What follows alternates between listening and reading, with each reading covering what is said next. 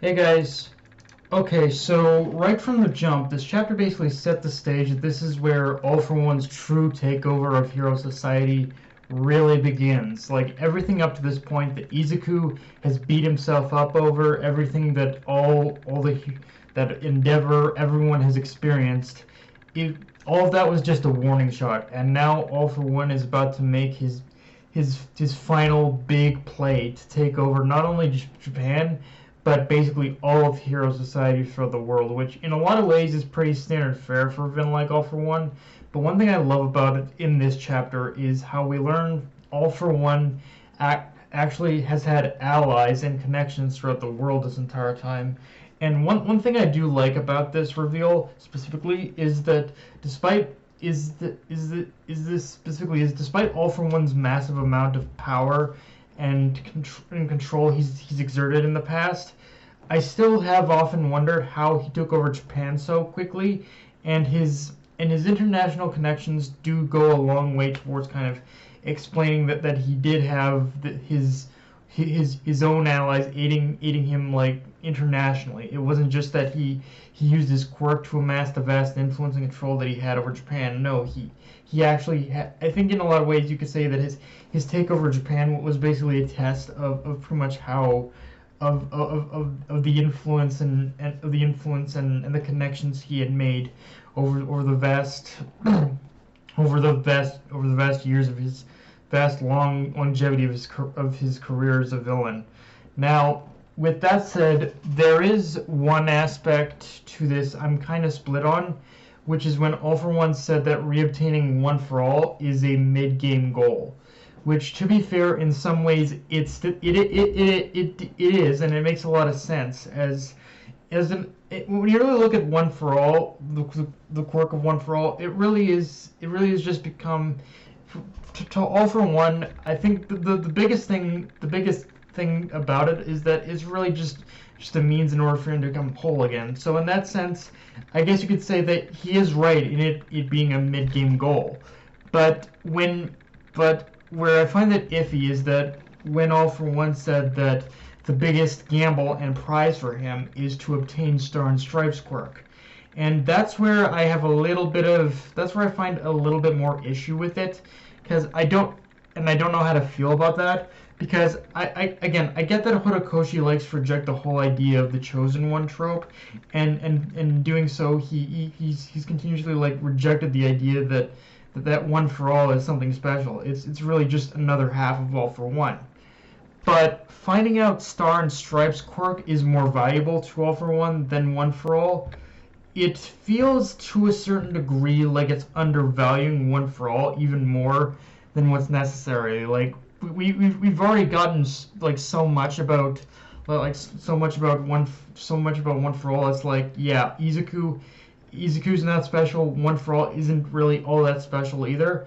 But at the same time, there was still that there was still that aspect that made it feel like a deterrent to Purge All for One, and now I'm not sure whether or not it feels like a deterrent or not anymore. That's the thing I'm questioning.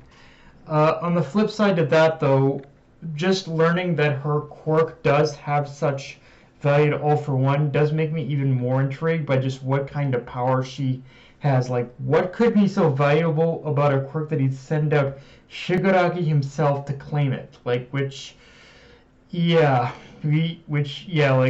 what exactly kind of power does she have? Like, it's gonna have to be something like absolute. It's gonna have to be something that basically blows One for All out of the water in order to be as special as it is. Like, I'm talking like something like I don't know, like rejuvenation or some shit like that. I don't know, like what her power is, but I need to know.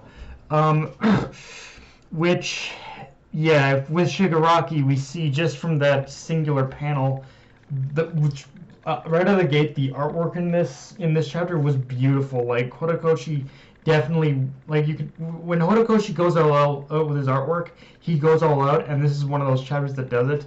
But when we see that singular panel of just that shows Shigaraki's palm and a singular hole in it, like that, and it shows that Shigaraki now has the power to absorb quirks. Like, it really is the end game worst case scenario kind of deal, and everything you think could go wrong will go wrong now. But when I say that, I mostly mean it in terms of Izuku right now, because I don't think, like, in terms of the matchup right now of Star and Stripe versus Shigaraki, I don't think it'll be as easy for Shigaraki to defeat Star and Stripe and take her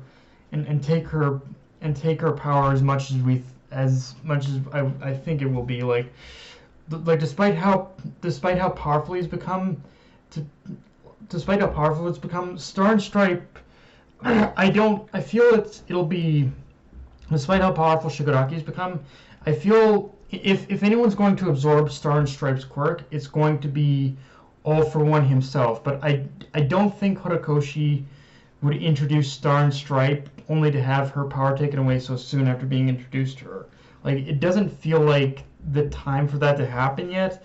So I don't think this battle of Shigaraki versus Star and Stripe is necessarily going to end with Star and Stripe's quirk being absorbed. But on the other hand, where I do have a lot more to say about the whole about Shigaraki getting the power to absorb quirks now, is you can tell is that I think this does mean that Izuku is the one who's in the most immediate danger right now.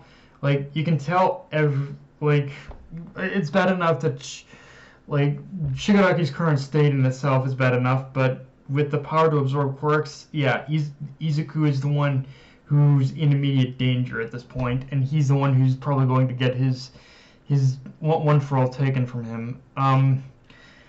And you can tell just everything Shigaraki's been through has just warped his very being and existence as a human to the point where that singular question he asked to Star and Stripe is all we need to know of his current state. Like, Shigaraki at this point has been so changed, so warped by All For One, the Doctor, and just every one of his experiences, and to the point where he not only has become a symbol of evil to such a degree that he doesn't even know his own identity, but he's just a conduit of destruction. Like everything that Shigaraki was, all that's gone. He just really is a vessel for All For One to act through now, and it really is, like, I don't know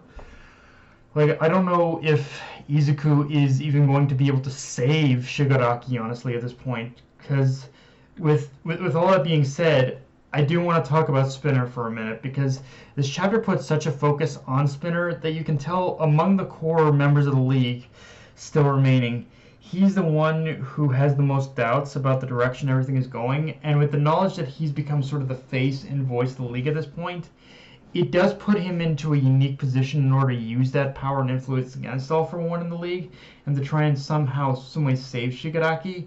Now, granted, it's still a question of how he can do that with Skeptic in control of manipulating information, but yeah, one thing that stuck out is that Horikoshi is definitely setting Spinner to be as not only as a wild card, and honestly probably the only one, not only as a wild card, but probably, if I'm being frank, the only one who can save Shigaraki.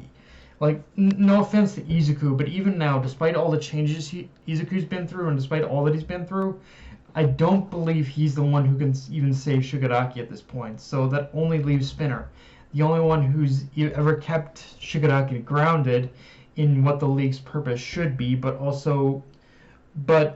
one thing above all else, I need from Spinner, like, to happen with Spinner before any of that, before shit hits the fan, before Spinner tries to attempt to save Shigaraki, is I need Spinner to meet Stain at this point. Like, Spinner is just so lost in what to do that I think talking with the person he's idolized at this is the only way he'll ever understand what is the right action to take at this point. Like, Spinner, he needs to talk with Stain. That's the one thing I want to see. But yeah, guys, that's pretty much all I got for this review. If you enjoyed the video, like, comment, subscribe. Follow me on Twitter, Analyst, Crunchyroll. Be sure to hit the notification bell, subscribe button, and just share the video around, guys. Dark Knight of Anime, signing off. Later, everyone.